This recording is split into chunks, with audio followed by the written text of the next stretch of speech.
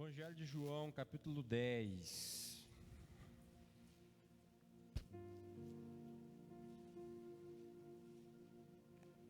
Perdão, Evangelho de João, capítulo 11.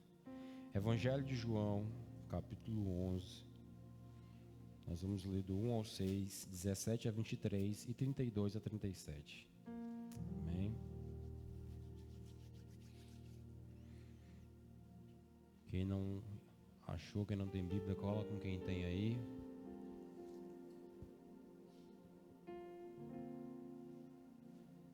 Aleluia. Havia um homem chamado Lázaro. Ele era de Betânia, povoado de Maria e de sua irmã Marta. E aconteceu que Lázaro ficou doente. Maria, sua irmã, era a mesma que derramara perfume sobre o Senhor e lhe enxugara os pés com os cabelos. Então as irmãs de Lázaro mandaram dizer a Jesus: Senhor, aquele a quem amas está doente. Ao ouvir isso, Jesus disse: essa doença não acabará em morte, é para a glória de Deus, é para que o Filho de Deus seja glorificado por meio dela. Jesus amava Marta, a irmã dela e Lázaro. Pode ligar essa máquina. Agora pula comigo para o verso 17 até o 23 do mesmo capítulo. Ao chegar, Jesus verificou que Lázaro estava no sepulcro havia 4 dias. Betânia distava cerca de 3 quilômetros de Jerusalém. E muitos judeus tinham ido visitar Marta e Maria para confortá-las pela perda do irmão. Quando Marta ouviu que Jesus estava chegando, foi encontrá-lo, mas Maria ficou em casa. Disse Marta a Jesus: Senhor, se estivesses aqui, meu irmão não teria morrido. Mas sei que, mesmo agora, Deus te dará tudo o que pedires. Disse-lhe Jesus: o seu irmão vai ressuscitar. Pula para o verso 32 agora. 32 até o 37. Chegando ao lugar onde estava e vendo-o, Maria prostou-se aos seus pés e disse: Senhor, se estivesses aqui, meu irmão não teria morrido. Ao ver chorando Maria e os judeus que a acompanhavam, Jesus agitou-se no espírito e perturbou-se. Onde o colocaram? Perguntou ele. Vem ver, Senhor, responderam eles. E Jesus chorou. Então os judeus disseram: vejam como ele o amava. Mas alguns deles disseram: ele abriu os olhos do cego. Não poderia ter impedido que este homem morresse? Amém? Queridos,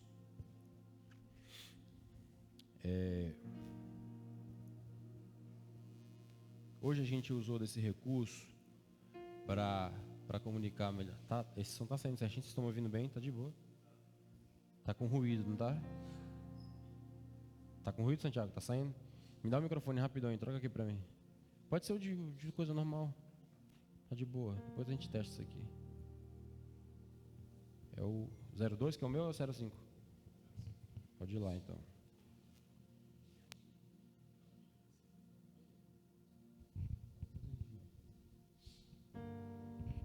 Som. Melhor? Queridos, vocês sabem quem está aqui embaixo? Tá aqui. Será que ele tem... Está bem morto. Está bem morto. A verdade, eu queria que você imaginasse comigo que nós agora não estamos mais em um ambiente de igreja. Queria que você imaginasse comigo que nós estamos em um necrotério. Amém? Eu acho que poucos de vocês já tiveram a experiência de entrar em um necrotério. Eu já tive. Quando meu irmão faleceu, eu fui o responsável por reconhecer o corpo dele. Tinha um irmão que ele faleceu em decorrência de um AVC. E eu me lembro que eu entrei no necrotério e eu vi várias gavetas com vários caixões e tinha um médico legista. É um ambiente que não é um ambiente legal para estar, vamos ser honestos. É um ambiente muito inóspito. E eu queria que você pensasse comigo hoje que nós estamos em um necrotério. O que nós temos? Nós temos um morto aqui. Tá bom? Combinado? Isso aqui não é mais uma igreja, isso aqui não é mais um culto. Aqui eu quero que você pense que a gente está em um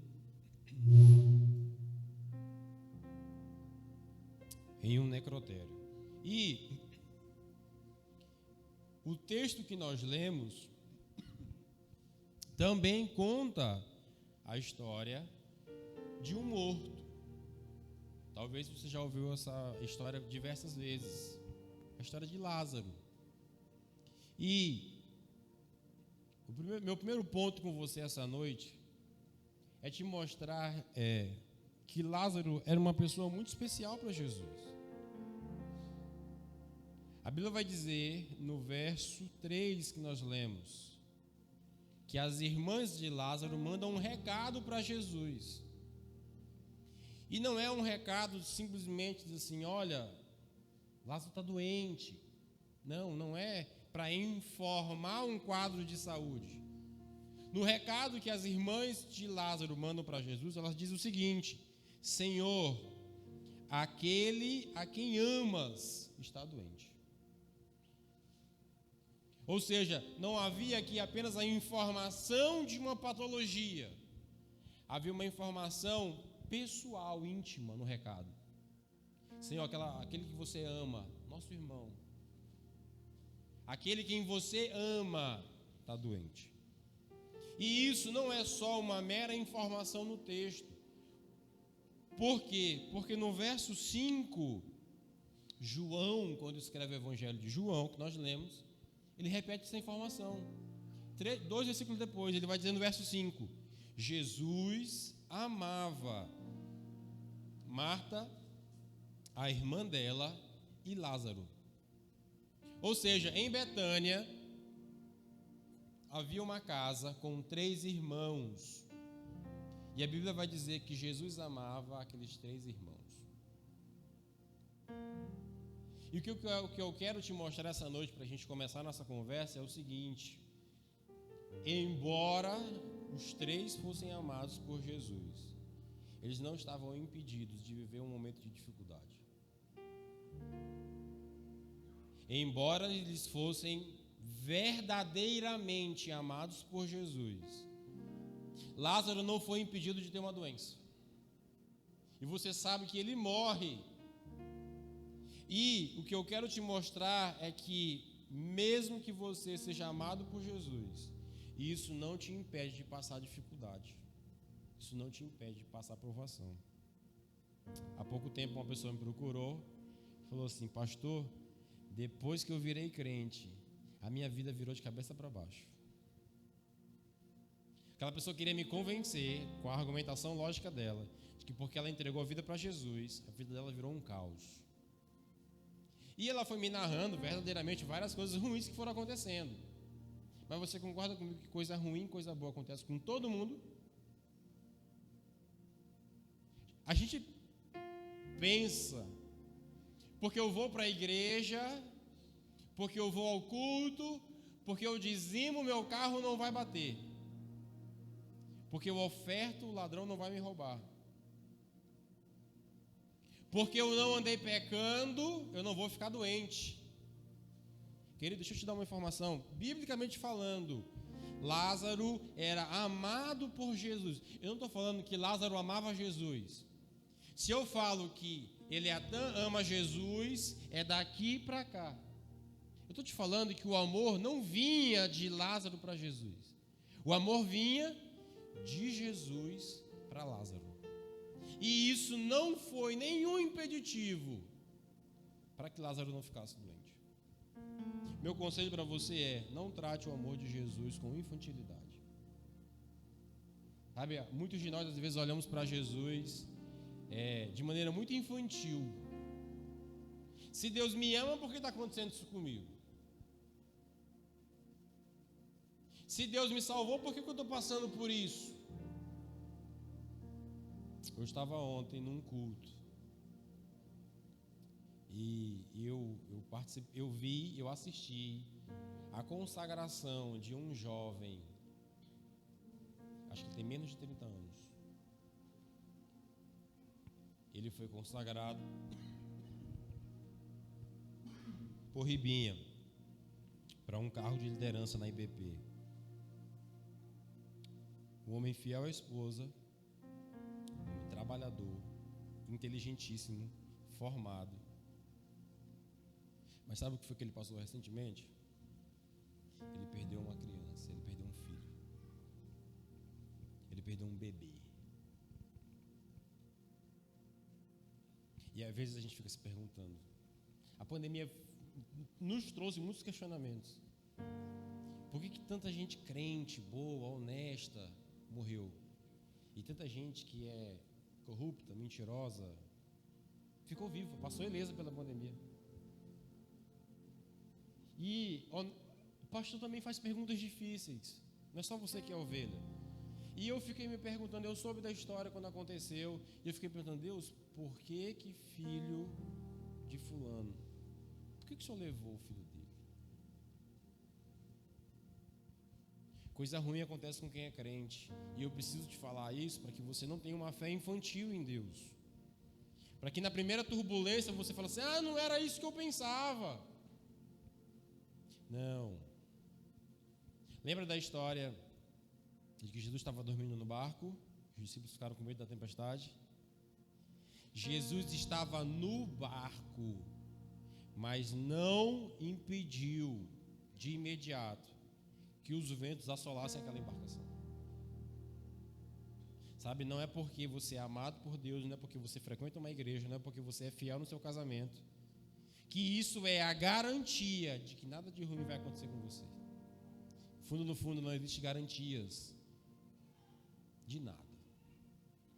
E é melhor que você se prepare para passar por privações, provações.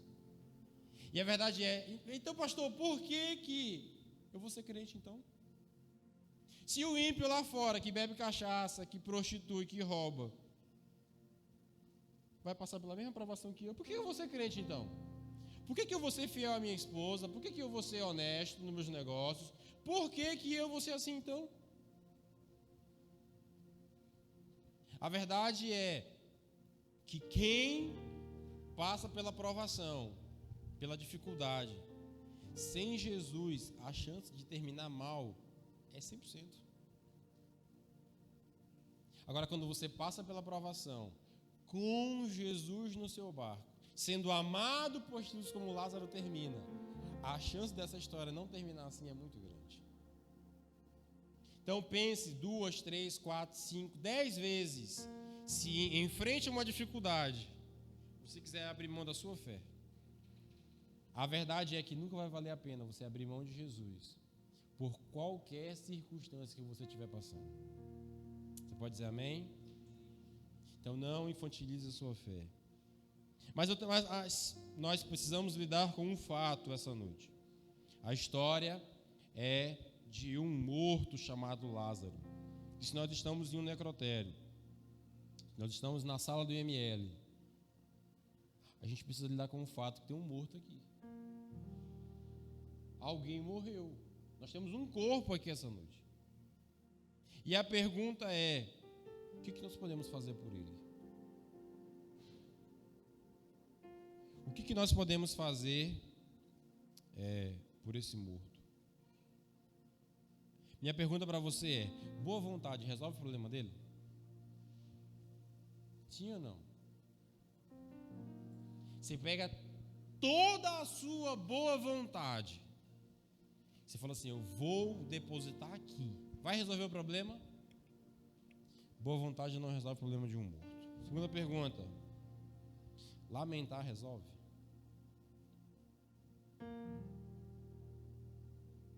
É importante lamentar, diga-se de passagem. É importante chorar. É importante refletir sobre a perca de alguém. Mas concorda comigo que também lamentar que nós temos um morto aqui não vai resolver o nosso problema. Próxima pergunta é: espraguejar Deus resolve o seu problema? Espraguejar Deus também não vai resolver. Deus, por que o Senhor fez? Deus, o Senhor não viu? Deus isso, Deus aquilo. Também não vai resolver o problema. E a última pergunta é: medicar vai resolver o problema? E quando eu falo medicar, não é só dar o remédio, é esgotar todos os recursos que a medicina nos deu. Choque, como é que chama aquele choque? Eu ia falar anafilático, mas não é não. Como é que chama aquele choque que dá aqui assim? É um choque no peito. No 13 eu vou dar um murro no peito dele, você vai ver. Não vou dar não.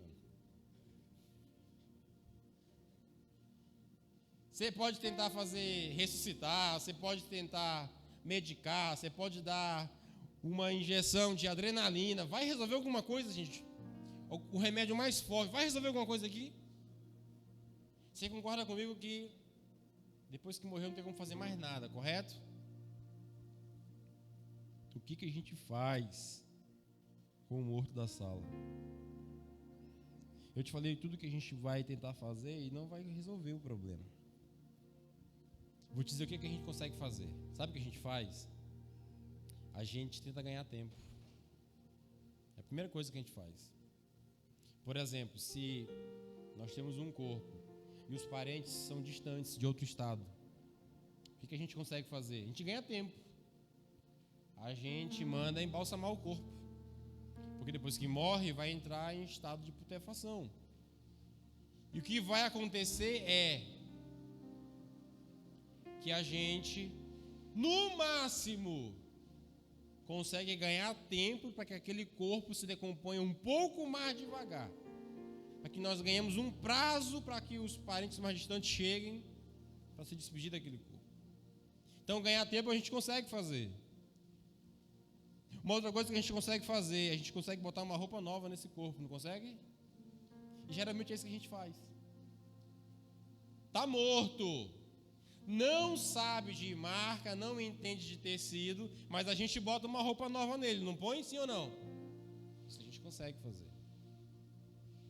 Uma outra coisa que a gente faz, a gente consegue maquiar o morto. Sim ou não? Normalmente a pele fica mais esverdeada ou acinzentada. E o que a gente faz? A gente maqueia o rosto, principalmente se for mulher, para deixar mais apresentável. Se você já viu um corpo, se foi no velório, não é bonito de se ver a cena. A verdade é que a gente maqueia para deixar um pouco mais bonitinho, digamos assim. E por fim, o que a gente faz? Por fim, a gente vela, por fim, a gente faz um cortejo e por fim, a gente enterra, sepulta. Então, eu te listei tudo o que a gente consegue fazer com o corpo. Eu te listei tudo o que a gente não consegue fazer com o corpo. E a minha pergunta é: quem é esse corpo aqui? Queridos, esse corpo não é Vitor. Esse corpo somos nós. Esse corpo é eu e você. Tente imaginar agora que você está numa mesa como essa. E não adianta você falar, Deus me livre, está repreendido. Não é certeza que todos nós morreremos. Mas isso aqui é uma impossibilidade para a gente? Não é. Tenta imaginar agora, honestamente falando, que é você que está deitado nessa mesa de ML, com esse lençol e com aquela identificação nos seus pés, aguardando sua família vir te buscar para te velar, sepultar. Esse corpo é eu, esse corpo tem nome, esse corpo é Eliatã, esse corpo é Poliana, é Esteban, esse corpo é nós. Então pensa na sua cabecinha que você é esse corpo. E a gente, com todo o esforço, não conseguiu resolver o problema do morto. E depois que enterrou, a gente não conseguiu resolver o problema da morte. E se tem alguém que prova a nossa incapacidade de fazer algo, é a morte. Até porque a Bíblia fala que após a morte segue-se o juízo. Depois que morreu, acabou, é prestação de conta diante de Deus, se acreditando ou não. Então morreu, se esgotaram todos os recursos, todas as possibilidades, acabou. Depois da morte é juízo. Efésios capítulo 2, verso 1 vai dizer assim, ele nos deu vida, ele vos deu vida, estando vós mortos nos vossos delitos e pecados. Vou lhe fazer só uma perguntinha honestamente falando, e você não precisa me responder porque ela é retórica. Essa semana você pecou?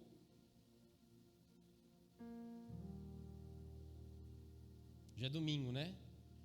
Se eu botar de segunda a sexta, você pecou? Vamos cortar de segunda a sexta? De ontem para hoje, de sábado para cá, só o fim de semana. Você pecou? É por isso que esse corpo somos nós. A Bíblia fala que ele vai nos dar vida, mas a gente morto nos nossos delitos e pecados. Romanos vai dizer, o salário do pecado é a alma que pecar, essa morrerá. Está na Bíblia. Quando você peca, o que você merece é a morte.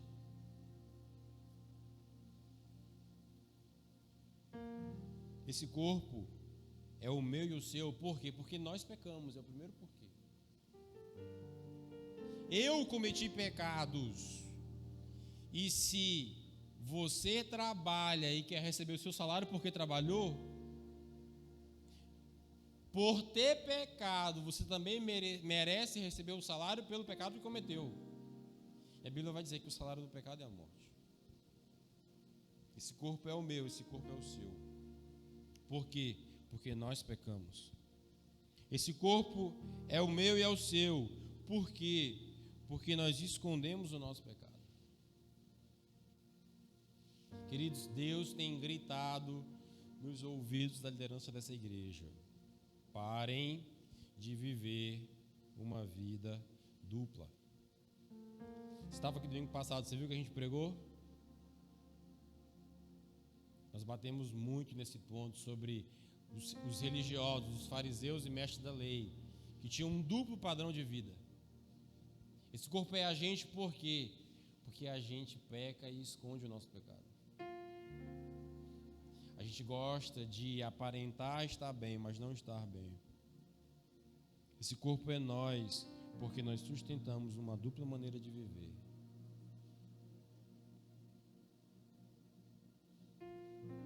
Esse corpo somos nós, porque nós sustentamos uma dupla maneira de viver.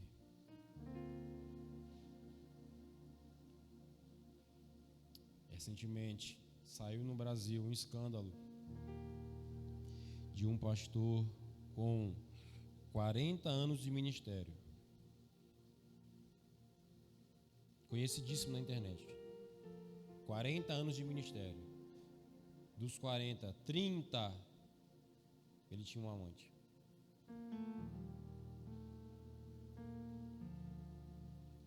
Ano passado agora, em 2022, olha como a história aconteceu. Um pai com sua esposa e filho começou a achar a filha muito parecida com o pastor, achar a filha dele muito parecida com a filha do pastor. E ele botou a mulher dele na parede. Ele perguntou: essa menina é minha filha? Ela disse: é claro que é, para de besteira. E ele não tirou isso da cabeça. Ele foi fazer o DNA. Ele descobriu que ele não era o pai da criança. 10 anos. 10 anos. Pastor conhecidíssimo no estado do Goiás. 10 anos a criança tem. E ele veio por 30 anos com esse relacionamento com a amante. E há 10 anos, na mesma igreja, ele pegava o microfone todo domingo para pregar, com a amante dele sentada, ouvindo ele.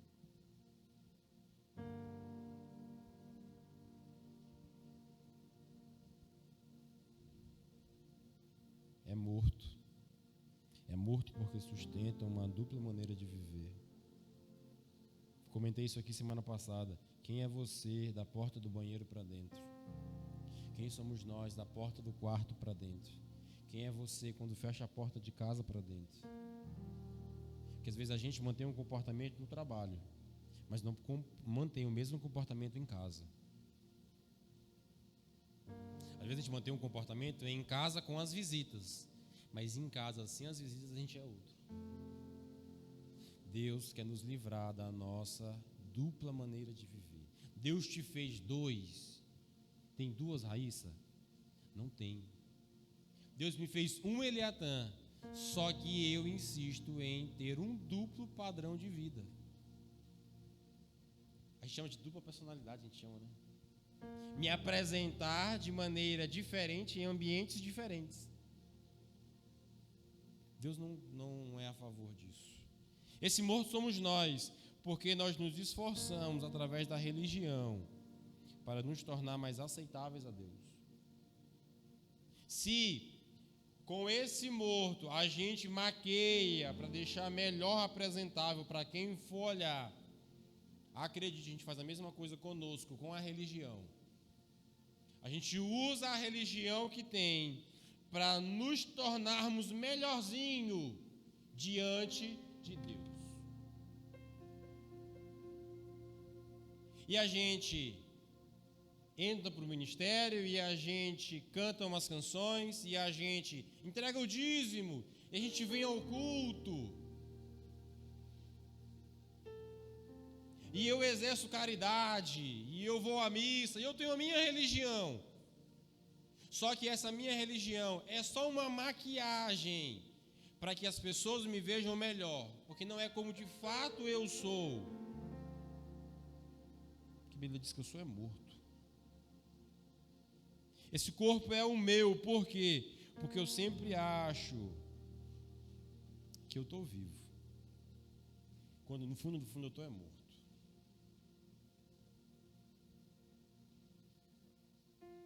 O pior morto é aquele que acha que ele não está morto. E se isso não é possível no ponto de vista biológico, isso é possível no ponto de vista espiritual. Espiritualmente tem gente que se julga viva, mas não está viva, está morta.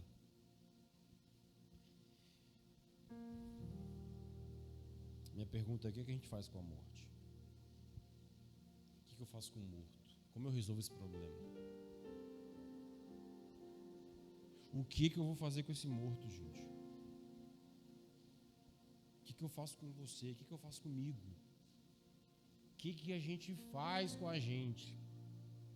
Porque sem Jesus a gente é isso aqui, ó, é um corpo morto, sem vida. Sem Jesus a gente vai maquiar situações. Sem Jesus a gente vai colocar uma roupa melhor, a gente vai melhorar a nossa aparência. Sem Jesus a gente vai frequentar bons lugares. Sem Jesus a gente come boas comidas. Sem Jesus a gente melhora a aparência. Mas tudo que eu for fazer aparentemente resolve esse problema aqui? Não resolve. Nada o que nós possamos fazer vai resolver esse problema aqui que eu tenho. Como a gente resolve isso? Abre comigo o verso 38 que nós lemos, de João capítulo 11.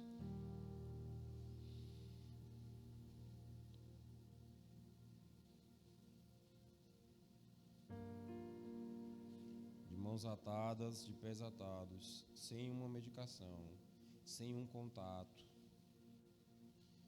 sem alguém mais poderoso, a gente não consegue resolver essa situação. Mas a história continua no verso 38 do capítulo 11 até o 44, e vai dizer assim: Jesus, outra vez, profundamente comovido, foi até ao sepulcro.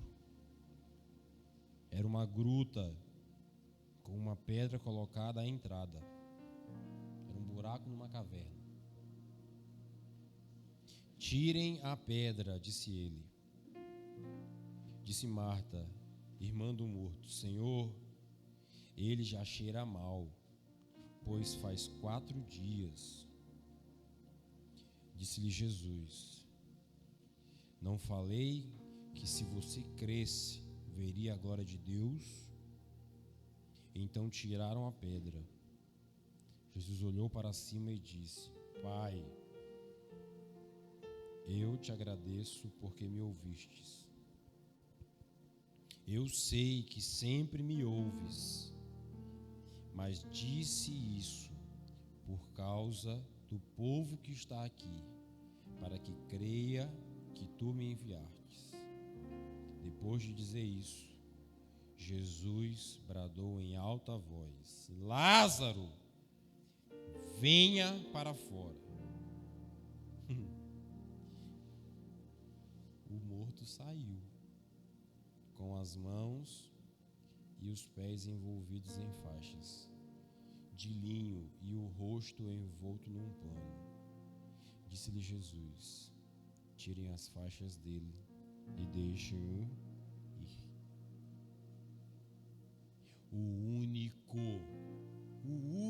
A única resposta, a única solução, o único apto a resolver o problema do morto, não era a família do morto, não era o dinheiro do morto, não era o conhecimento do morto, não era a sinagoga que o morto frequentava. Não, nada resolveu o problema. O único que resolveu foi Jesus.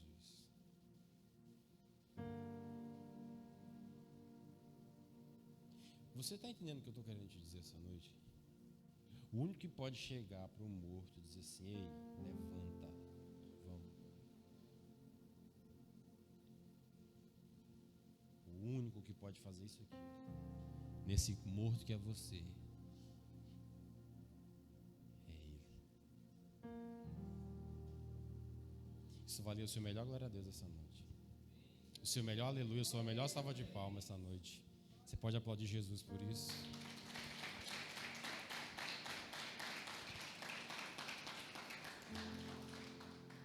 Queridos, situações de morte na nossa vida a gente não consegue lidar. O pecado entrou e bagunçou tudo.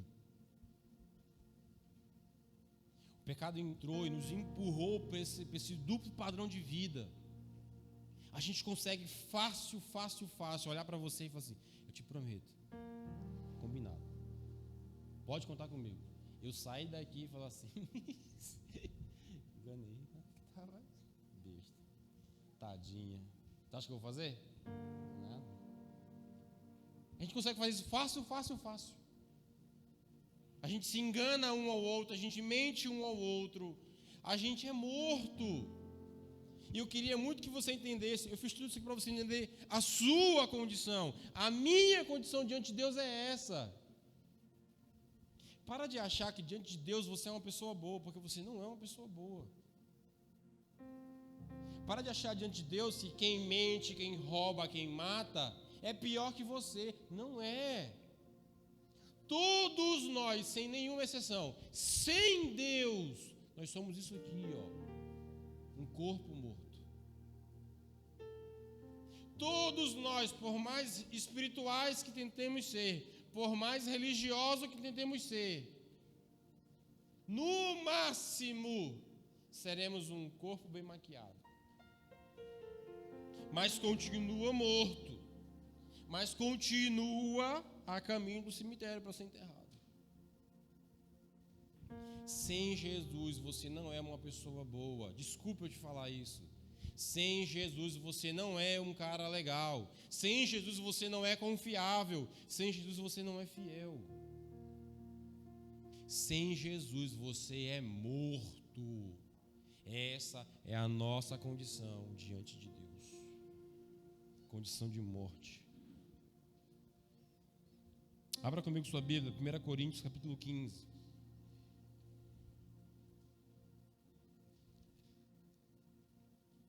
1 Coríntios capítulo 15, verso 50. Olha o que esse texto vai dizer para a gente.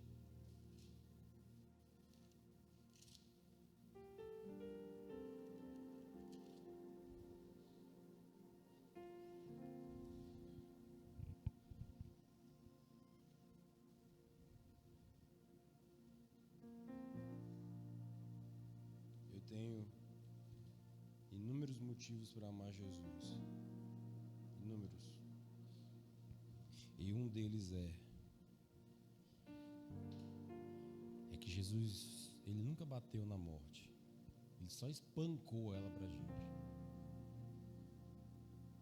Olha o que esse texto de Paulo vai dizer para Coríntios. Vamos ler de 50 até 58. E se esse texto te empolgar, você dá glória a Deus, aleluia. Amém? 50 vai dizer assim: irmãos, eu declaro a vocês que na carne e sangue não podem herdar o reino de Deus. Que carne e sangue não podem herdar o reino de Deus. Nem mesmo o que é perecível pode herdar o imperecível. Eis que eu digo um mistério: nem todos dormiremos, mas todos seremos transformados. Num momento, num abrir e fechar de olhos, ao som da última trombeta. Pois a trombeta soará, os mortos ressuscitarão, incorruptíveis, e nós seremos transformados. Pois é necessário que aquilo que é corruptível, nosso corpo, se revista de incorruptibilidade, um corpo eterno, um corpo espiritual. E aquilo que é mortal se revista de imortalidade. Quando, porém, o que é corruptível se revestir de incorruptibilidade, e o que é mortal se revestir de imortalidade, então se cumprirá a palavra que está escrita: a morte foi tragada pela vitória. Onde está, ó morte, a sua vitória? Onde está, ó morte, o seu aguilhão? O aguilhão da morte é o pecado, a ponta da lança, a arma que fere. O que a morte usa para isso é o pecado. E a força do pecado é a lei. Mas, graças a Deus, que nos dá a vitória por meio do nosso Senhor Jesus Cristo. 58 para a gente fechar. Portanto, meus amados irmãos, mantenham-se firmes e que nada os abale. Sejamos sempre dedicados na obra do Senhor, pois vocês sabem que no Senhor o trabalho de vocês não será vão. Queria te convidar a ficar de pé essa noite.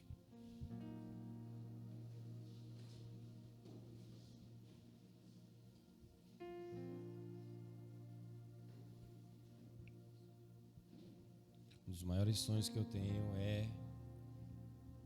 de viagem é ir a Israel e visitar o túmulo de Jesus. Eu estava em São Paulo agora com um pastor que esteve lá. Eu perguntei para ele: me diz como é a sensação de estar no túmulo de Jesus. Ele falou assim para mim: Liatan, eu não conseguia parar de chorar quando eu entrei lá. É verdade, ele não está lá. É verdade, ele ressuscitou. É verdade, ele está vivo. Sabe, Jesus não é só uma história bíblica. Jesus não é só um grande mestre da lei, um grande sábio, não. João 10,10 vai dizer assim: o ladrão vem para roubar, matar e destruir. E eu vim para que tenham vida e vida em abundância. Você, com os seus maiores esforços, não vai conseguir ter a melhor vida do mundo. Ei, você vai botar as fichas no trabalho, sabe o que vai acontecer? Ou você pega uma promoção, ou você pega uma demissão. Você vai botar as suas melhores fichas num casamento. Sabe o que de melhor e pior pode acontecer? Vocês passarem 50, 60, 70 anos casados. Esse casamento gerar filhos. Ou o que você pode receber é traição. Nossa vida não se resume ao nosso trabalho. Nossa vida não se resume ao sonho de casar. Quantas pessoas você já viu na internet, pelo jornal, tem o sonho da casa própria, e de repente uma chuva acaba com esse sonho. E de repente uma inundação leva uma casa inteira.